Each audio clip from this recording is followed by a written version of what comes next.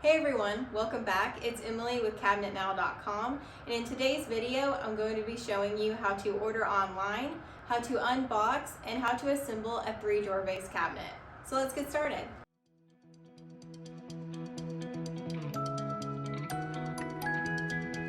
To order my 3-drawer base cabinet online at CabinetNow.com, I first selected the cabinet boxes category. From here I selected base cabinets, and then I selected drawer base cabinets. From here, I selected the 3-drawer base cabinets category, and then finally selected my 3-drawer base cabinet in maple.